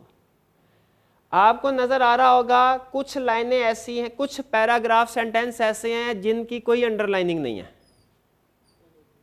ये वो पैराग्राफ हैं जो टाइप 1 और टाइप 2 दोनों में कॉमन है।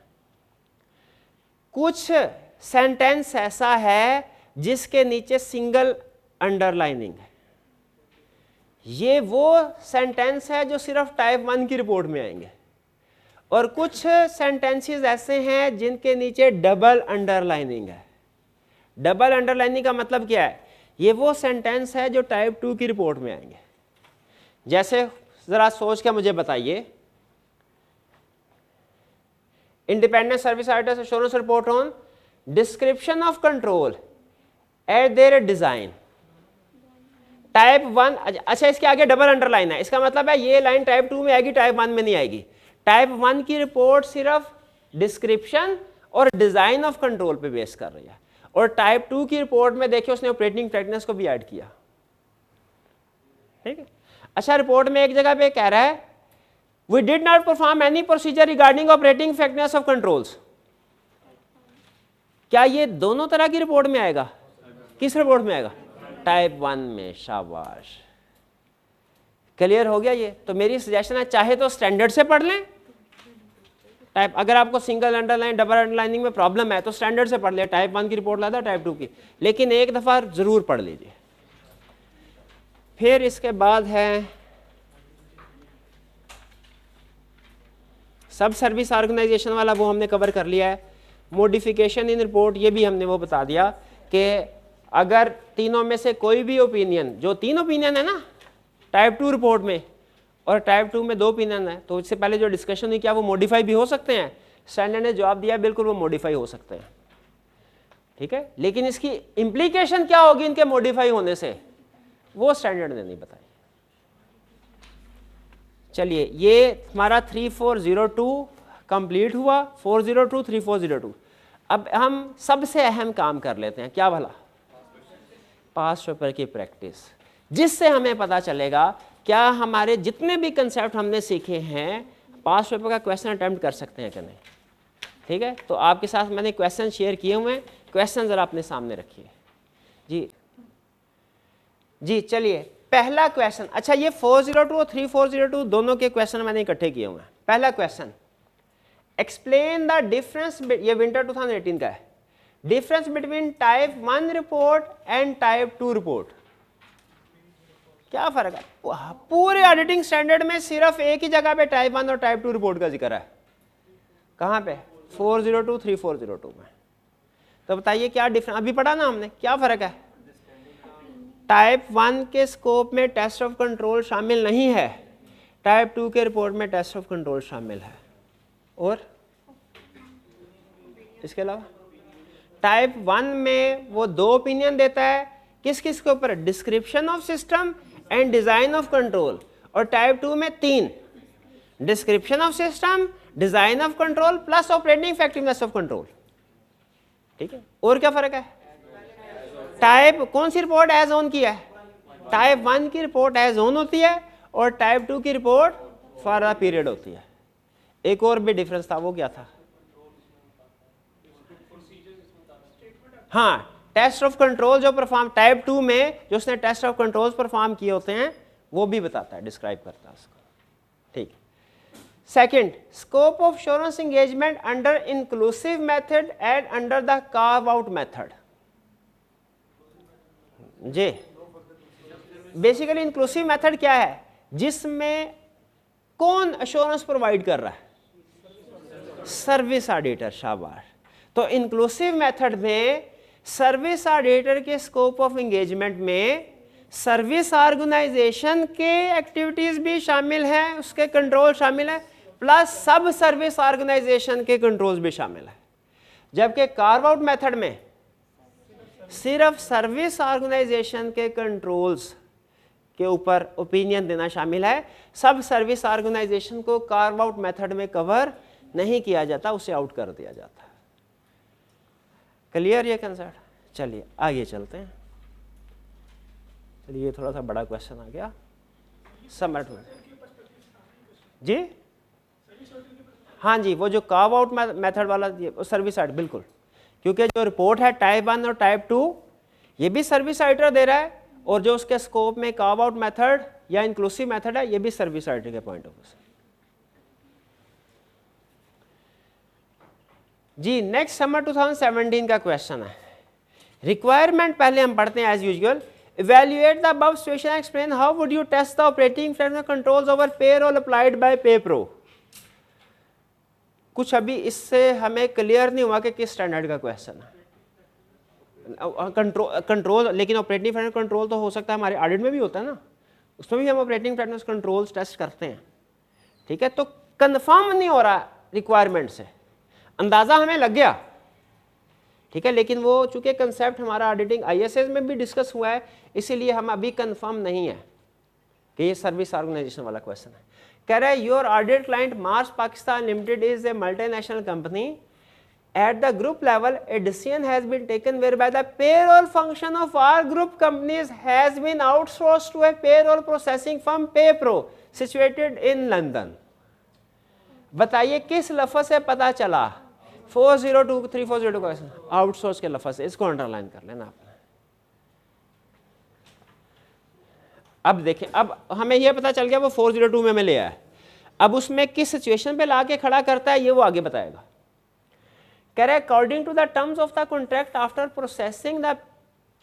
Processing payroll is sent to MPL for authorisation. ये कौन सा कंट्रोल है? Complementary control. क्या इसका ये मतलब है सिर्फ हमने ये ऑथराइजेशन का कंट्रोल ही टेस्ट करना है? नहीं नहीं भाई, वो पे जो पेरोल प्रोसेस कर रहे हैं उसके लिए भी तो उसकी एक्यूरेसी, कंप्लीटनेस वगैरह के ऊपर भी तो कंट्रोल्स अप्लाई कर रहे होंगे, तो हमने वो भी देखने हैं। शाबाश। अच्छा, ये वाला कंट्रोल कैसे देखेंगे?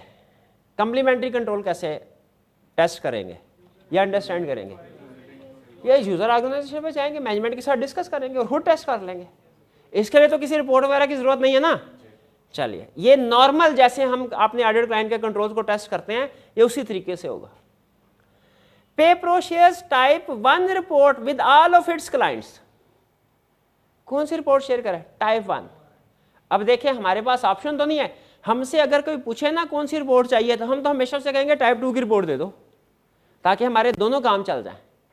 लेकिन ये सर्विस ऑर्गेनाइजेशन का डिसीजन है कि उसने अपने क्लाइंट को टाइप 1 की रिपोर्ट देनी, टाइप 2 की देनी। Type 1 report with all of clients on annual basis. अच्छा, वो जो एनुअल बेसिस पर रिपोर्ट शेयर कर रही है ये PayPro का अपना साल होगा जो उसने डिसाइड किया हुआ है कि हर क्लाइंट का जो ईयर एंड है उस हिसाब से शेयर करते होंगे, अपना साल। इसका मतलब है क्लाइंट का ईयर एंड और PayPro का अपना ईयर एंड जिसके लिए वो इंश्योरेंस प्रोवाइड कर रही है, इनमें फ़र्क आ सकता है। जिसको हमने पढ़ा था कि अगर फ़र्क आए तो क्या करना है। चले, मैं सिर्फ कंसेप्ट आपका वो लिंक कर रहा हूँ क्वेश्चन की इन्फॉर्मेशन के साथ। Due to resource constraints for this engagement it might not be possible. Might का वर्ड यूज कर रहा है, may not be possible for you to visit PayPro for testing their controls. आप खुद जाके कंट्रोल्स टेस्ट नहीं कर, एक ऑप्शन थी ना। इसका मतलब क्या है? क्वेश्चन की इंफॉर्मेशन क्या हमें यह बता रही है कि हमारे ऑडिट के स्कोप में टेस्ट ऑफ कंट्रोल शामिल है? अगर टेस्ट ऑफ कंट्रोल शामिल है तो कौन सी रिपोर्ट चाहिए हमें, और वो कौन सी दे रहा है? Type 1। Valuate the above situation.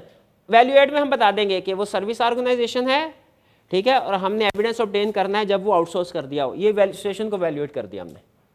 Explain how do you test operating controls over payroll applied by PayPro। यहां पे भी क्लियर हो गया। अब आप कैसे ऑपरेटिंग फिटनेस और कंट्रोल्स को टेस्ट कर सकते हैं? PayPro खुद नहीं जा सकते जी, अनदर ऑडिटर को एंगेज कर सकते हैं, ठीक है। एक तो पहले उनसे स्पेशल बेसिस पे रिक्वेस्ट कर सकते हैं कि सर टाइप 2 रिपोर्ट हमें प्रोवाइड कर दें। चांस कम है कि वो हम करेगा, लेकिन बड़े बड़े क्लाइंट्स के लिए बाज़ औक़ात वो ऐसा कर भी देते हैं। पहली हम ये। दूसरा, फिर हम खुद विजिट नहीं कर सकते तो क्या करें? अनदर ऑडिटर को एंगेज कर सकते हैं, उसको एंगेज कर लिया जाएगा, ठीक है। और कोई प्रोसीजर यहाँ पे रेलिवेंट है? हम कांटेक्ट कर सकते हैं, गलत। हम कांटेक्ट नहीं कर, क्यों? कांटेक्ट करने से अंडरस्टैंडिंग ऑफ कंट्रोल की इंफॉर्मेशन तो मिलेगी, टेस्ट ऑफ कंट्रोल की नहीं मिलेगी। कांटेक्ट टेलीफोन पे करेंगे, ईमेल के जरिए से करेंगे, ठीक है। टेस्ट ऑफ कंट्रोल तो खुद विजिट करके किया जा सकता था, जो उसने कह दिया कि मे नॉट। अच्छा, यहाँ पे लिखा ना it may not be possible, तो मे का एडवांटेज लेते हुए हम ये भी लिख सकते हैं कि अगर पॉसिबल हो तो हम कोशिश करेंगे फिजिकली खुद वहाँ पे चले जाए, विजिट कर लें और कंट्रोल्स को टेस्ट कर लें। अच्छा, सिचुएशन समझ आ गई वो आपको किस जगह पे ला के खड़ा कर रहा है, कौन सा एरिया वाला? ये कंसेप्ट कौन सा? ये वाला। इस कंसेप्ट के ऊपर उसने क्वेश्चन बनाया, ठीक है, कि हमें ऑपरेटिंग नेशनल कंट्रोल्स के ऊपर एविडेंस चाहिए और हमारे पास रिपोर्ट अवेलेबल नहीं है टाइप 2 की। क्लियर भाई? इसमें कोई इशू है तो पूछिए, वरना आगे चलते हैं। इसके मार्क्स असल में मेरा ख्याल है शायद इसके कोई एक से ज़्यादा पार्ट्स होंगे। कुछ क्वेश्चन के मार्क्स मैंने नहीं इंक्लूड किए, उसकी रीज़न ये थी कि उनके 2 या 3 पार्ट्स थे, उसने कंबाइन मार्क्स दिए हुए थे, ठीक है, इसीलिए उसमें मार्क्स इंक्लूड किए। जी,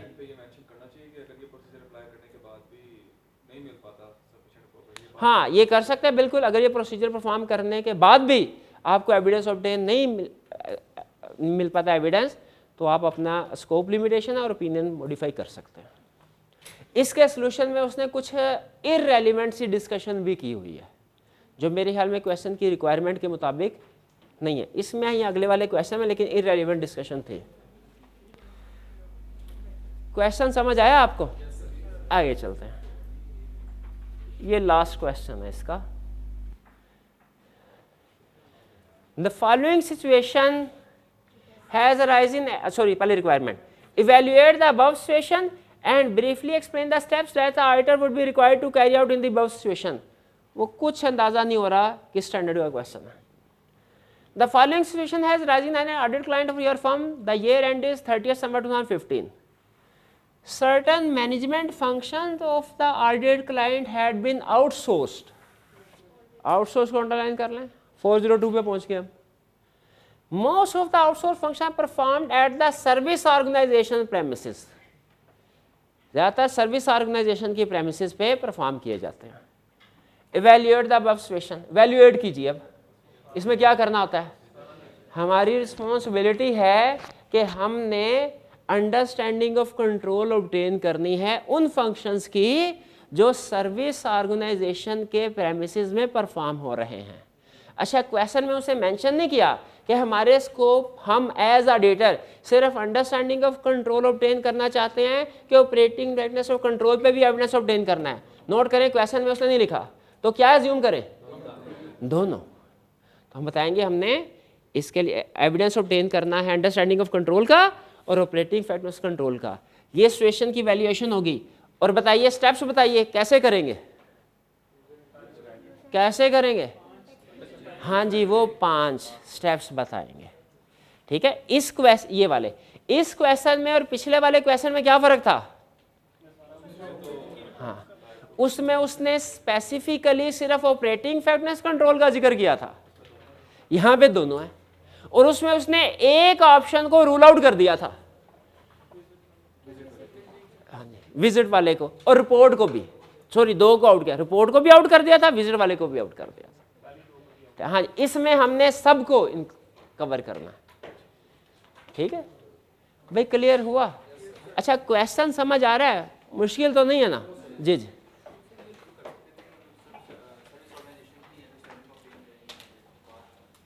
हम कहाँ से शुरू? हाँ हाँ, शाबाश शाबाश शाबाश। वो कह रहे हैं सर ये वाले पॉइंट भी तो आ सकते हैं इस क्वेश्चन में। क्या ये वाले पॉइंट आ सकते हैं? बिल्कुल, ये भी आ सकते हैं। शाबाश, ये भी आ सकते हैं, क्योंकि ये कहानी शुरू यहाँ से हो रही है। अगर वो सर्विस, तो हम नेचर एंड सिग्निफिकेंस देखें और कंट्रोल्स देखें, और फिर इन कंट्रोल्स के ऊपर एविडेंस ऑब्टेन करने के लिए ये चीज़ें। और अगर हम ये 5वीं वाली इस्तेमाल करते हैं तो फिर ये रिस्पॉन्सिबिलिटीज बढ़ती जाएंगी। ठीक है, यानी लिंक है, ये कंसेप्ट इससे लिंक है, फिर ये कंसेप्ट इससे लिंक है। क्लियर? हाँ जी, नहीं इसमें कंसेप्ट है, कंसेप्ट है इसमें। चलिए, ये था हमारा 402 और 3402। अब ना काफ़ी दिनों से हमारे 2 स्टैंडर्ड के क्वेश्चन पेंडिंग है, 805 और 810। व्हाट्सएप ग्रुप में स्टूडेंट कहते हैं सर केस स्टडी क्या करें, कर दिया करें। अब थोड़ी देर अगर हिम्मत कर लें तो डिस्कस कर लें। अच्छा, ये कोई पिछले कई दिनों से ऐसा ही हो रहा है, आज नहीं आज नहीं। 2 स्टैंडर्ड पढ़ लिए। अच्छा चलें, अब ये चूँकि कल की छुट्टी हो गई थी, असल में ना मैं आपके साथ शेयर कर लूँ, ये वैसे ऑनलाइन वालों के लिए रेलिवेंट नहीं है, चलें हर रिकॉर्ड होने दे, कोई इशू नहीं।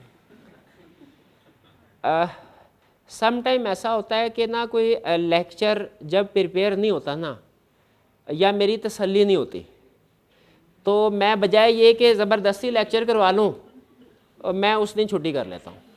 ठीक है, ये मेरी आदत। तो हालांकि ये लदा बात है छुट्टी करके भी जाए तैयार ना हो लेकिन बहरहाल, तो अब इसलिए कल का, लेकिन अब हमने चूँकि डेफिशिएंसी जो है उसको कवर भी करना है। वैसा तो नहीं है कि आखिरी दिन तक आपके पेपर से 1 हफ्ता पहले तक क्लासेस चल रही होंगी, तो उसको कवर भी करना है। तो जिस तरह लास्ट वीक में हमने किया था कि आखिरी दिनों में किसी एक दिन क्लास रख ली थी, ठीक है, तो इस वीक में भी अगर कर लें तो आपको कोई इतराज़ तो नहीं है, ताकि हम जी हाँ, तो कोई बात नहीं, आप ना आइए। नहीं, ऑनलाइन लेक्चर अवेलेबल है ना, ऑनलाइन लेक्चर अवेलेबल हो जाएगा थोड़ा। हाँ, मैं सिर्फ ये इसीलिए शेयर करने का मकसद यही था कि कुछ स्टूडेंट जो हैं वो फिज़िकली जो आके अटेंड करते हैं उनको थोड़ा सा फिर कुर्बानी देनी पड़ेगी। ठीक है, तो आप क्या कुर्बानी देने के लिए तैयार हैं? हाँ, बहुत शुक्रिया आपका। ठीक है, चलिए, तो मैं कोशिश करूँगा कि इंशाल्लाह वीकेंड पे हमारा कोई एक आधा लेक्चर जो है वो हो जाए, टाइम मिल जाए हमें। अगर टाइम मिल गया तो मैं आपको मैसेज करवा दूँगा। ठीक है, आज का लेक्चर यहाँ पे ख़त्म करते हैं हम। अल्लाह हाफिज़।